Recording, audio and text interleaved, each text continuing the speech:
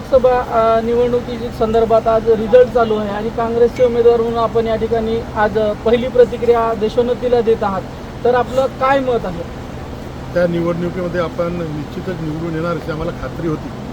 आमचे कार्यकर्ते, जनसामान्य लोक सगळे आमच्या पाठीशी उभे होते. मागच्या 2 वर्षापासून आम्ही जो कार्यक्रम या ठिकाणी राबवला पक्षाच्या माध्यमातून, त्याच्यामुळे जनमानस जो होता आमच्यासोबत होता. आणि ही जी निवडणूक आहे, यावेळची निवडणूक ही या ठिकाणी अभूतपूर्व ठरलेली आहे.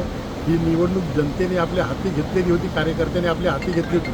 त्याच्यामुळे कुठल्याही प्रकारचं हयगय न करता सगळ्यांनी बूथ लेवलपर्यंत चांगलं काम केलं. त्याच्यामुळे आम्हाला खात्री होती आणि आमच्या कार्यकर्त्यांनासुद्धा खात्री होती की आपण यावेळी निश्चितच आपण विजय मिळवणार आणि चांगल्या फरकाने विजय मिळवणार.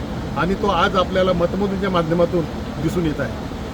येण्याच्या मार्गावर आहातच आणि तुम्हाला शुभेच्छा सुद्धा. पण आपला अजेंडा पुन्हा समोर कशा पद्धतीनं असणार आहे? अजेंडा म्हणजे ज्या पद्धतीनं गडचिरोली जिल्हा मागासलेला जिल्हा म्हणून ओळखला जातो, हा मागासलेल्या जिल्ह्याच्या याचा जे आहे ते आपल्याला पुसून टाकायचं आहे आणि या जिल्ह्याला चांगल्या प्रगतीपथावर नेऊन ज्या ज्या काही सोयी उपलब्ध करून द्यायच्या आहेत त्या सोयी उपलब्ध करून देण्याचं काम आपण येणाऱ्या काळामध्ये करणार आहे.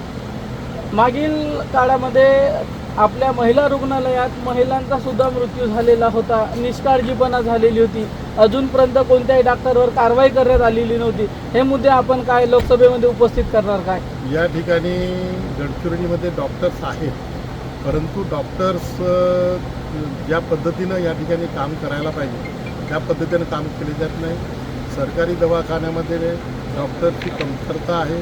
त्या ठिकाणी नोकरी करायला लोक बघत नाही आणि फक्त नॉमिनल नोकरी करतात. त्याच्यामुळे त्यांना शिस्त लावावी लागेल आणि जे डॉक्टर्स होतात सरकारी पैशांनी ते इकडे तिकडे भटकतात राजकारणात किंवा इकडे तिकडे, त्यांना लाईनीत लावायचं काम करावं लागेल. आणि ज्यासाठी त्यांनी शिक्षण घेतल्याने ज्यासाठी डॉक्टर झाले आहेत की लोकांची सेवा करण्यासाठी त्यांना आपण प्रोत्साहित करणार आहोत.